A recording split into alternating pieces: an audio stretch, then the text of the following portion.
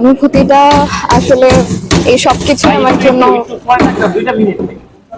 এই সবকিছু আমার জন্য নতুন, এভাবে কথা বলা বা সবকিছু। এর আগে মঞ্চে কাজ করেছি, নাচ করেছি অনেক ছোটবেলা থেকে, আর ভালোই লাগছে সব মিলিয়ে। চেষ্টা করেছি, জানি না কতটুকু কি করতে পেরেছি, আর আশা করছি ভালো লাগবে সবার। আপু, মঞ্চে অভিনয় আর ক্যামেরার সামনে অভিনয় দুটো কি এক? আমার কাছে মনে হচ্ছে কিছু কিছু ক্ষেত্রে এক, আবার কিছু কিছু ক্ষেত্রে একদমই ভিন্ন ছিল।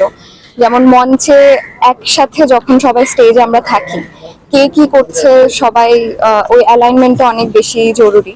যেখানে স্ক্রিনে আমাদের একজনের উপরেই হয়তো ফোকাসটা আছে, ওই ব্যাপারটা আমার ভিন্ন লেগেছে। আর আমি আসলে যখন মঞ্চ অভিনয় শুরু করি তখন আমি অনেক ছোট, তো প্রথম প্রথম তো খেলার ছলেই করতাম, আর এখন গিয়ে হয়তো একটু শিখে ভালোভাবে করার চেষ্টা করছি। এই যে এক লাফিয়ে গাছে উঠে গেলেন, মানে নায়িকা হয়ে গেলেন, কেমন লাগছে? মানুষ না, নায়িকা আমি আসলে মনে হয় না ওভাবে নায়িকা হয়েছে, ওটার এখনো অনেক সময় আছে।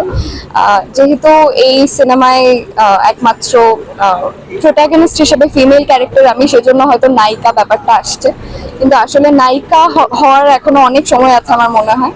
আর ভালো লাগছে, ভালো একটা চরিত্র ছিল, চেষ্টা করেছি ভালোভাবে করার। আসলে দর্শকরা দেখবে এটা কি এমন দর্শকরা আপু, এমন নেতিবাচক দিকে তাকাই, নেতিবাচক তাকাবে না। দর্শকরা দেখবে, আপনার কি মনে হয় যে মানুষ যেটা চায় এখন ভালোবাসা, প্রেম, কি কি আছে এটা ভিতরে, এবং আপনার চরিত্রটা কি ছিল?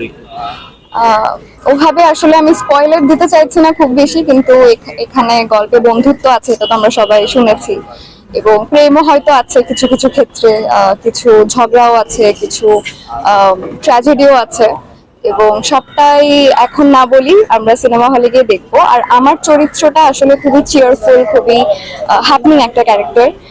বাস্তবে আমার সাথে অনেকটাই মিল আছে। কুমকুম অনেক দৌড়ঝাঁপ করে, অনেক লাফালাফি করে পুরো গ্রামে, এবং সবার আদরের। তো এই ব্যাপারটা ফোটানোর চেষ্টা করেছি। আর আমার চরিত্রটা মূলত একজন মহাজনের মেয়ে, গ্রামে তাকে সবাই অনেক পছন্দ করে, এবং এরপর থেকে আমরা যেটা ট্রেলারে দেখলাম, বললো ঘরে যাতে আমার নাম না নেওয়া হয়। হয়তো এমন কিছু একটা করেছে কুমকুম, যে কারণে ওর উপর সবাই সেই ভালোবাসাটা কোথাও না কোথাও চলে গেছে। আর কি হয়েছে ওটা আমরা সিনেমায় দেখবো। বন্ধুত্ব বলতে আমি আমার এই অল্প জীবনে যা বুঝেছি, এবং আমার জন্য বন্ধুত্ব যা, আমি আমার বাস্তবে আমার যে বন্ধুরা আছে তাদের সাথে আমার দিনের অনেকটা সময় তাদের সাথে কাটে। এবং আগে আমার মনে হতো বন্ধুত্ব মানে অনেক কিছু করতে হবে, আমার ফ্রেন্ডের জন্য আমার গিয়ে অনেকটা করতে হবে, এবং ওর আমার জন্য অনেক করতে হবে।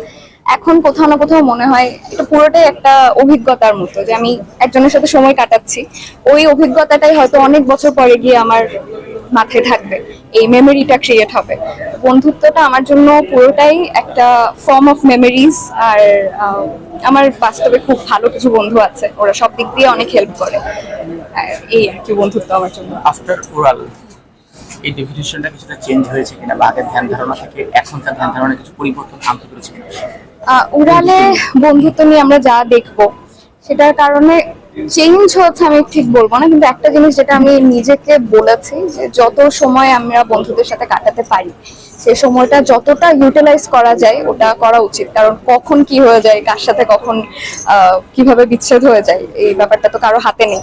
তো হয়তো এখন আমার বন্ধুর সাথে আমি যখন সময় কাটাচ্ছি আরো বেশি এনজয় করার চেষ্টা করছি, যতটা মেমোরেবল বানানো যায় দিনটা।